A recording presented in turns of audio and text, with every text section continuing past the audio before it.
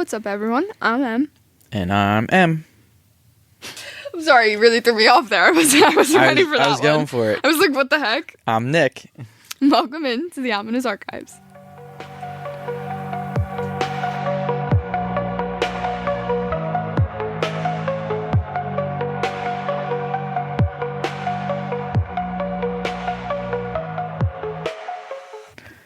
There's a lot going on in my brain when I try to record. Yeah. So I'm like, I can't throw a shot like that because I'll just throw my whole episode off. You literally just threw me off completely. I can throw your episode off. I was off. like, No what problem. the heck? No problem. I didn't know you were M. That's what I'm here for. Yeah. All right. You got anything news for our news? Yep. We're starting out strong. There we go. You got anything new for our people this week? New. What's new? My name did not change. His name is actually still Nick, contrary to popular belief. I don't think so. Yeah, I feel like we're pretty boring people. My eyeballs are still not working. Aside from needing new contacts. The heat's been junky. Yeah. Work sucks. And our floor needs to be like recoated. Mm-hmm. But in the humidity and stuff, all the oil and stuff like comes to the surface of it, and it's just a big ice rink. Perfect. It's just like even non-slip boots, whatever, it don't matter. It doesn't matter. It's a slip and slide. It's literally you're literally like walking around like a penguin all day long because you're like, oh man. Oh, that's rough. Mm-hmm. I walked into the bathroom today to wash my hands and like slid across the whole bathroom floor. And I was like, Jesus, this is not it's not fun. Safe. I feel. No, but there's not much they can do. Right, like, what can you do? How do you shut a whole shop down? Right. To try and redo all the floors. They've been doing it like slowly. Yeah. But it just hasn't gotten to my section yet.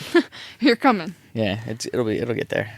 Well, I personally have nothing new to tell you guys. I have an exciting episode this week. I'm excited for my ep. Are you? Aside from that, you're M-inclusive? Yes, my M-inclusive this week. I feel like I got a good one. Maybe we'll put that on a t-shirt, even though we don't have a lot of merch. We've M-inclusive. We have merch. We just haven't released anything yet because we don't know where we're gonna release it to. Eventually. So email us. Yeah. If you want merch, you can email us. Yeah. We're going to be covering the Paris Catacombs. Didn't Sam and Colby just get lost down there? Yeah, they did. I didn't see that, though. I didn't watch that video yet. And I feel like that's going to be one where, like, I need to, like, make sure I'm in, like, a good setting because the catacombs freak me out. Like, something about being stuck somewhere underground, absolutely terrifying. Yeah. Although I think it was clickbait. They seriously, like, tweeted something on their Twitter account that was like, if this gets posted, it's because we're lost in the catacombs. So, like, everybody was, like, literally freaking out because they were actively lost in the catacombs. So, I don't know if, they really, or if they were just trying to get, like, get a few clicks. Get a few clicks out of it. It caught my attention for sure. Yeah. I mean, I don't even follow them on social media, and it got mine. Right. This is one that I've been dying to cover, but I also know that it's extremely well-known and extremely popular, so I wanted to make sure that I gave it its due diligence. Do you yourself happen to know much about the catacombs? I know that you should stay in the area that they tell you to stay in because if you don't, you will get lost forever. Yeah, pretty much.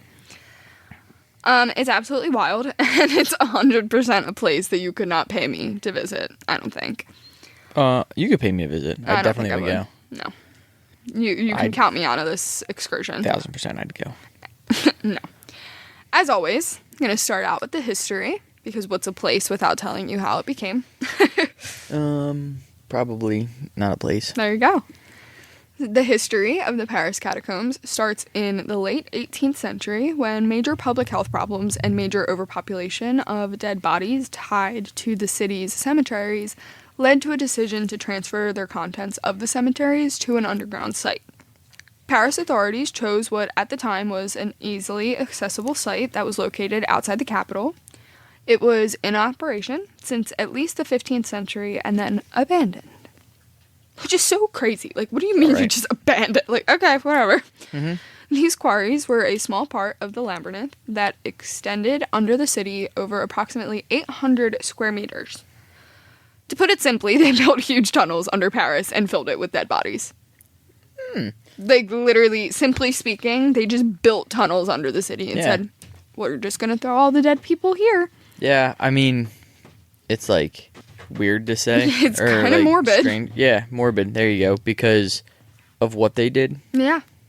But at the same time, it's like, they ran out of room. Yeah, you gotta do what you gotta do, I guess. Mm-hmm. Preparation of the site and the organization of bone transfers were entrusted to a man named Charles Axel Gillimond, who was an inspector of the Department of General Quarry Inspection.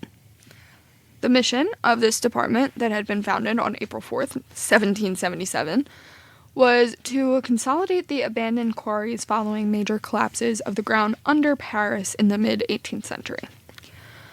The first evacuations were made from 1785 to 1787, and it deeply concerned Saints Innocent Cemetery, which was the largest cemetery in Paris at the time, which had been closed in 1780 after use for nearly 10 centuries. The tombs, common graves, and charnel houses were emptied of their bones, which were transported at night to avoid hostile reactions from the Parisian population and the church. Like, could you imagine? Like, you have to, like, set out, like, a good time to, like, transport, like, one dead body to another place. It's like... Yeah. I can't imagine, like, you're going out for lunch and, like, you're very keen on seeing dead bodies just being transported. Yeah. So, like, having to do it in the middle of the night is crazy. It makes you think, too, that it's like... Did you not get the okays? Like, right. Yeah. Did the paperwork look good, but it wasn't good? It's very interesting.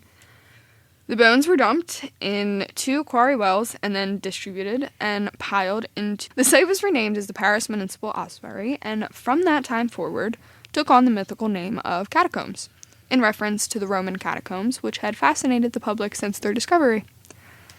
I mean, it's fascinating. It is very fascinating. Like, I mean, it's one of those where you gotta call it what it is. Yeah, like, it's very, like, it's, that doesn't happen. Like, I feel like, where does this happen? A register was placed at the end of the circuit where people could write their names and experiences/impressions. It was filled extremely fast because these visits had quickly become a success with both the French and the tourists. Which to me seems kind of, like, extremely morbid. Like, I don't know, maybe that's just me, but wanting to go into what's basically, like, a tunnel of dead people. I get the curiosity, like, because it's 110% a curiosity thing. Because, like, if you look at the catacombs in itself, they're crazy. Mm-hmm. Like, it looks like they're literally, I don't even know how to describe it. It's a tunnel of dead people. Like, but that's the human... I feel like that's a human thing. Yeah. There is that curiosity to the morbid side of things. For sure. Yeah. I don't know, it's just not something that I think I'd want to do in my free time. They would love us if we were part of the Morbid Network. Yeah, seriously. The amount we just said that? Yeah, seriously. Just dropping it. During the 19th century, visiting arrangements constantly changed, from total closing to monthly or quarterly openings. The Paris Catacombs are now open to everyone without requiring any authorization, and they welcome millions of visitors yearly.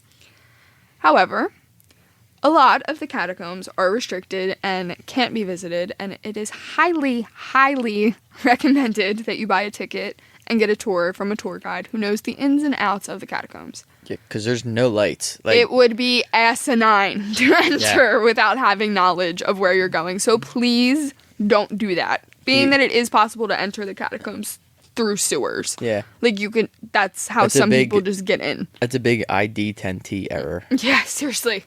Like, you can't, no lights, no direction. You're underground, so good luck with service. You don't get cell phone service. Right. Like, there is no, it'll be fun. Like, that we'll remember 2 rights to the, nope. Mm-hmm. Yeah, the second no. Mm-mm.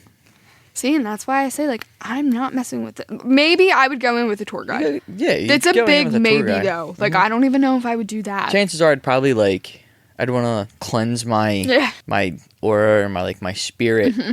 Afterwards, because of that, but right. I also think if you're like respectful and stuff, you know. So now that I've yapped and yapped about the history, you have yapped for a while. Let us get into the interesting parts of the catacombs. For one, there's a theory that there are people that actually live in the catacombs, like full time. That's not a theory; that's truth. I found this story in 2004. A group of police officers were going through a part of the Paris catacombs that was restricted from public access when they found some very strange things.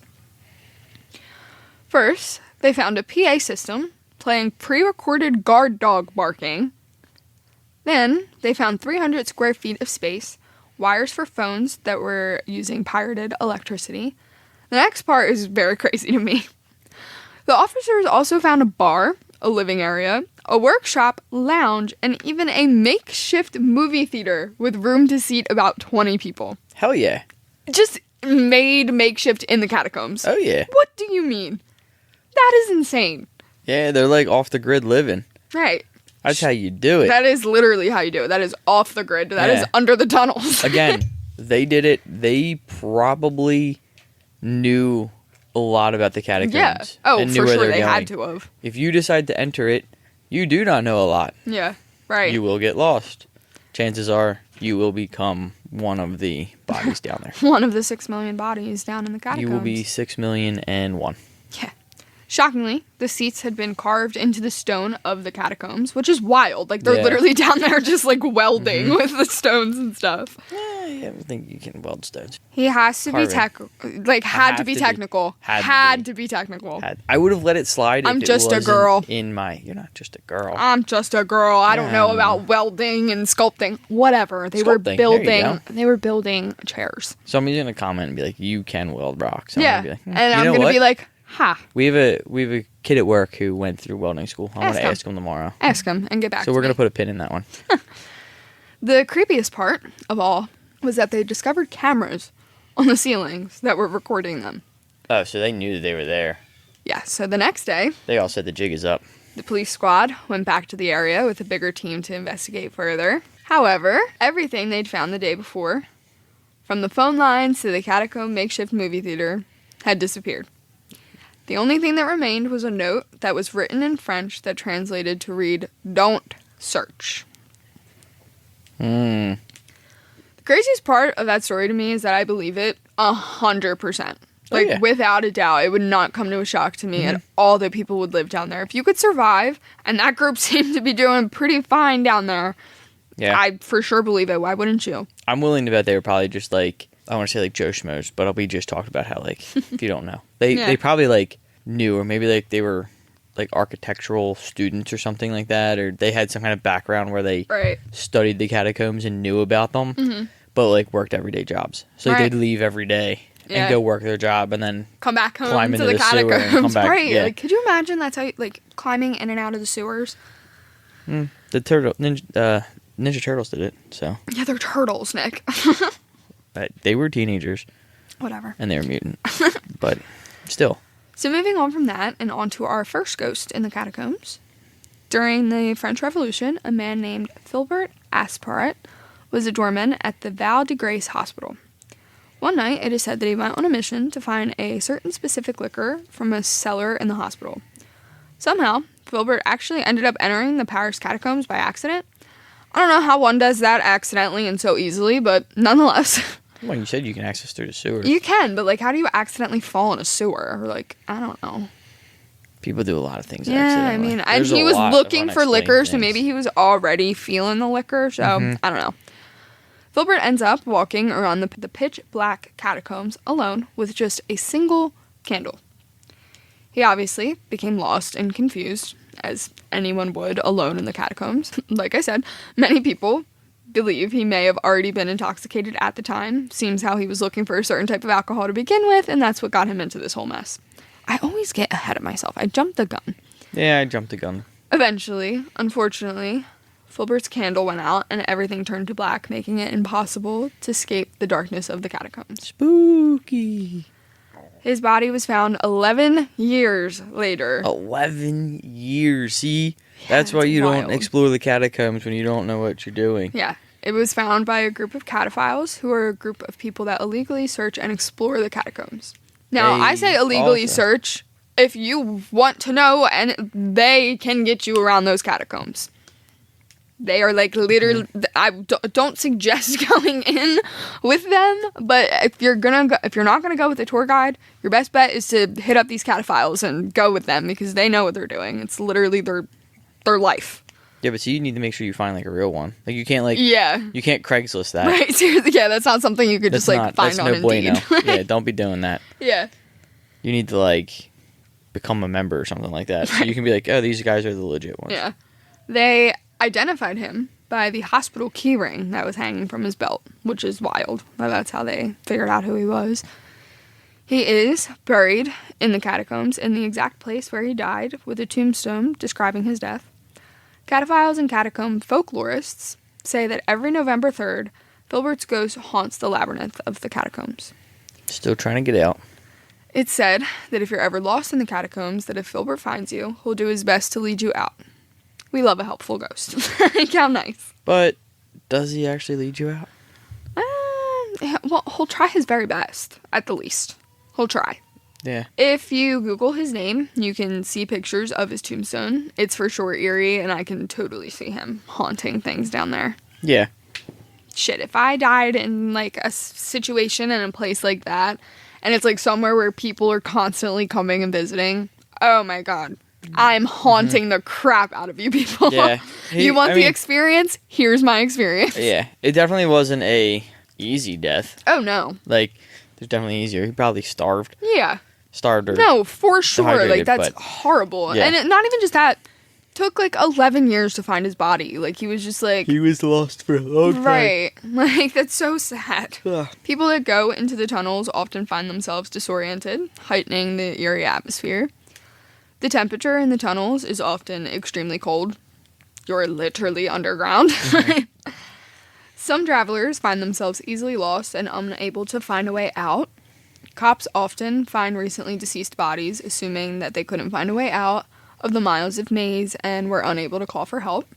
Some people report transitioning from disbelief to terror as they explore the catacombs. They described hearing disembodied voices that a lot of the time seem to try to urge you to go deeper and deeper into the catacombs. People hear footsteps echoing in empty chambers and the feeling of being watched. Now here's the thing. Are those footsteps? Right, are they phantom footsteps? Or are they actually just people just running, that people that live there? Or it could be the Minotaur. Yeah, it could be. He's in there. You don't know what the heck is in there. Like, I'm so serious that it's such a place that, like, you could say something and I'd be like, yeah, probably. Like, there's probably a vampire down there. There's probably, like, you know, it's crazy. Yeah. If I was, like, a mythical creature or, like, a cryptid or something and I needed somewhere to go hang out, lay low, I'm going to the catacombs. Yeah. Absolutely. Why not? Right? But, like, with all of this stuff being said, somehow people still continue to want to explore this place. It baffles me a little bit, I'm not going to lie. It's that morbid curiosity. Yeah, it's the unknown. Yeah. And it's the, what is that? The blind confidence. Yeah. I could get out. Oh, yeah. They couldn't. They were goofballs. They couldn't get out. I could get out. You know what my confidence tells me I could do? Get out of the catacombs. I don't know about that one. No, I would not. Listen, if one of the betting sites put odds on you, I wouldn't bet for your odds. I'm not betting for your odds. Those odds are not in your favor. All right. In 2017, search teams and rescue dogs found and saved 2 teenage girls aged 16 and 17. Like, what the heck were a 16-year-old and a 17? Like, that is too young for that type of curiosity. Like, come on, wait a little longer. Coming from the one who's explored how many abandoned places? Okay. Abandoned places and the Paris catacombs are 2 highly different scenarios. Are they? Yes. Are they? 110%. Yes. I mean, nobody's probably opened up a Ouija board in the catacombs.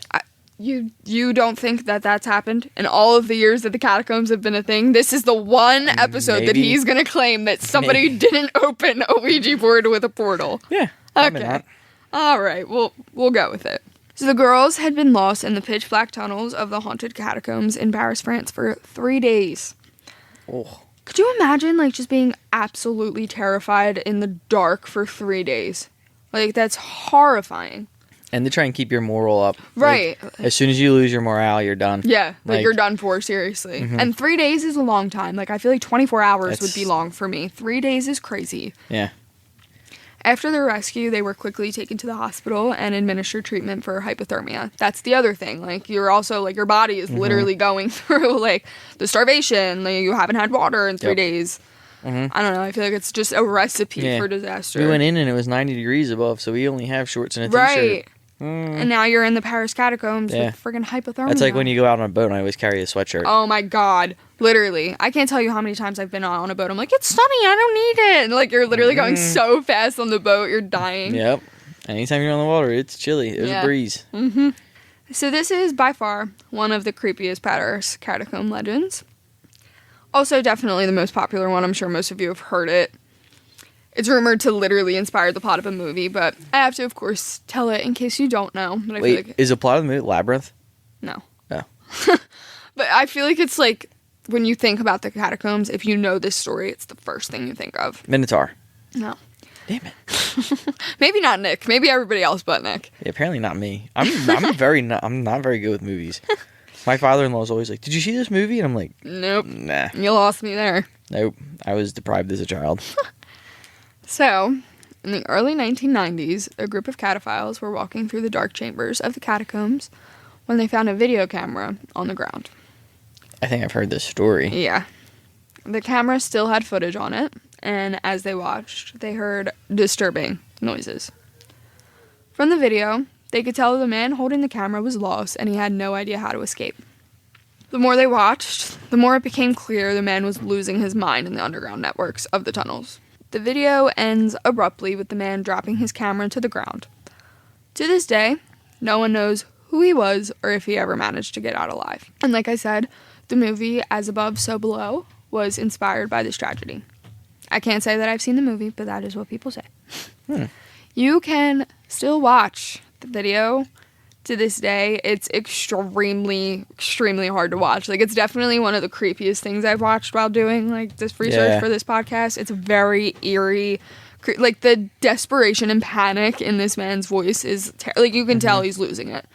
And, like, we'll just never know what happened to him. And it's just pitch black, right? It's just pitch black. It's the breathing. You can hear him, like, talking. Like, you can literally hear him, like, start to panic. Yeah. It's so creepy. Yeah. We've been talking about how it's, like, so pitch black and everything, but yet I just picture torches on the wall. Yeah. And, seriously. Like, skeletons of bodies all over, and I'm like... Because when you look in the places, like, the catacombs is open to the public, it is lit up. Like, they have, like, the lights and everything, and it doesn't look as... It's still creepy because you're surrounded by literal bones and bodies. Like people. Right. It's like actually such a crazy concept because, like, when I look at the pictures and, like, I see all the bones and, like, the skulls, I'm like, oh, yeah. They're not fake, though. Like, that's, like, real life human body That was bones. a person. Right. Like, I look at it, I'm like, oh, that's not too bad. Then you think about it. Like, for real, like, that's not... Yeah. That's real. Like, that was someone. Yeah. It's crazy. Do they have, like, a, do you know if they have, like a memoriam thing of, like, all with, the like, people names who and stuff, are in there? That they, like, knew from before, like, that they transferred from, like, the first cemetery, Okay. There's, like, a whole, it's, like, the registry and stuff that they had, like, originally when they first opened, even that is still, like, down there. Like, you could read, like, some of the stuff that, like, people... like, wrote about when the catacombs first opened. When the paranormal started? Yeah, when the Paris started. I wanted to say when the Paris started. Just Paris in general. Yeah, just Paris in general.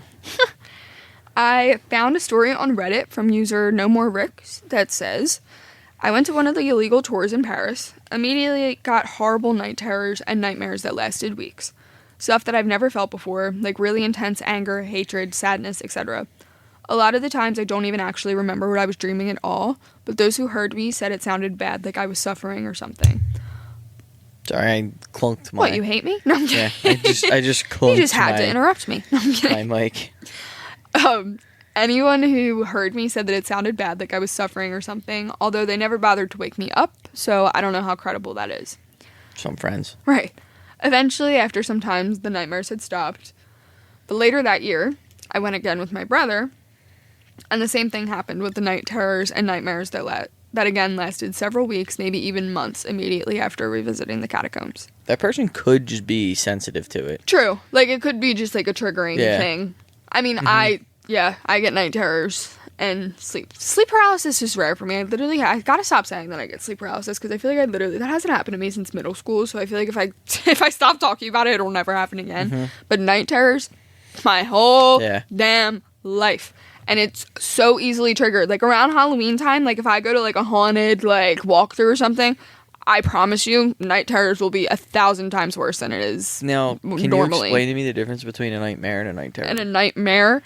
Like, a night terror, I'm pretty sure is, like, you can wake somebody up from a nightmare. Like, you know what I mean? I think my mom said, like, when I was a kid, like, I was an infant, and I'd have night terrors. Like, she would wake me up, and I'd be awake and, like, still screaming. Because I was, like, still scared. So, like, I think it's just, like, harder to, like, get out of, like, okay. type thing. Like, they're more intense than a nightmare. Okay.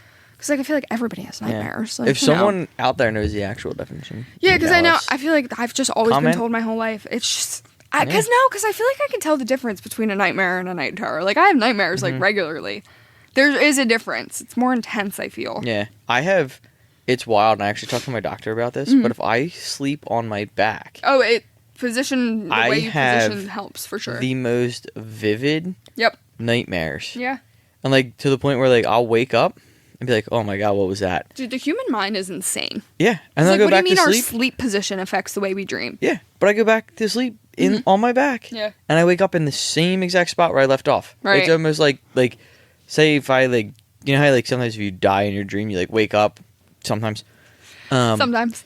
You never get to the point where you die, but, like, you know. Yeah, you're falling, you see the ground, and you know. But it's like a reboot on life. Like, I will fall back asleep, and then I wake right back up where I was, and I was like, oh, man, I'm here again. Right. The one time it was, like, 3 times I did it before I finally was like, forget this, and I slept on the floor and slept on my stomach. Because we have, like, a modular bed, so you can, like, lift it and stuff. Yeah.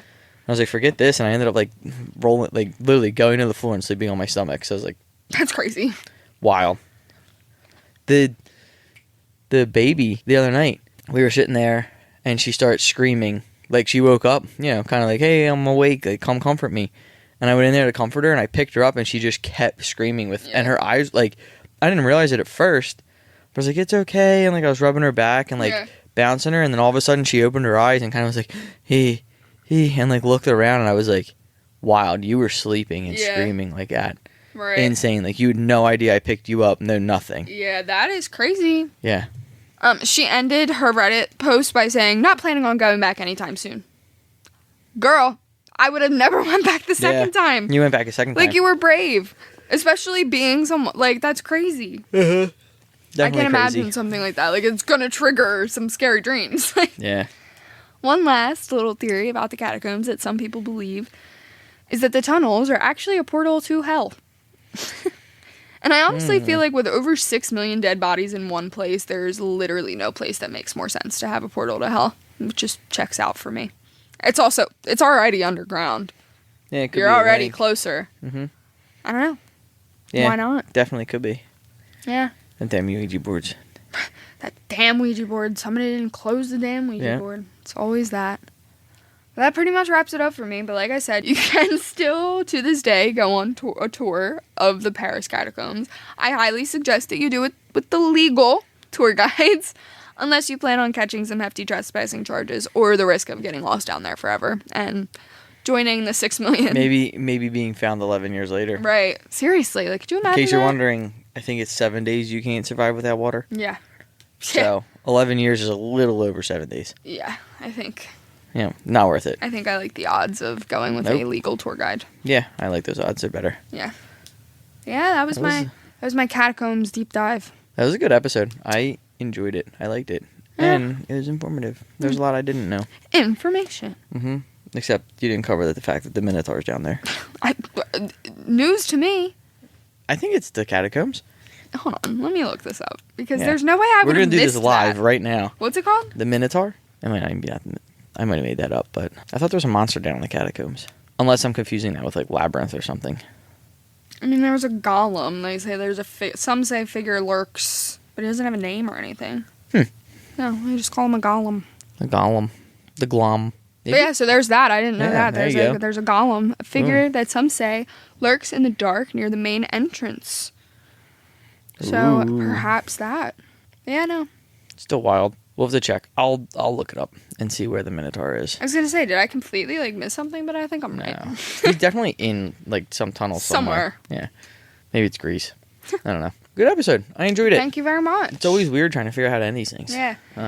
If you enjoyed it, guys can rate us. Give it a rating. Rate. 5 stars would be nice. Yeah, preferably 5 or above. Yeah, I think the highest you can go is 5, but nonetheless, Nick's ambitious. Yeah, I'm going for it. On a scale of 1 to 5, give us a 10. On a scale of 1 to 5, 11. There you go. Yeah. If you enjoyed it, you can check out our social media, Ominous Archives, on every platform. Except Facebook. Nobody really uses Facebook. If you guys want a Facebook, let us know. But I don't think it's necessary. Yeah, I mean, I can be active on there right. if you guys want me to be. I don't prefer it. I think I've only friended like family on there. Literally. If that.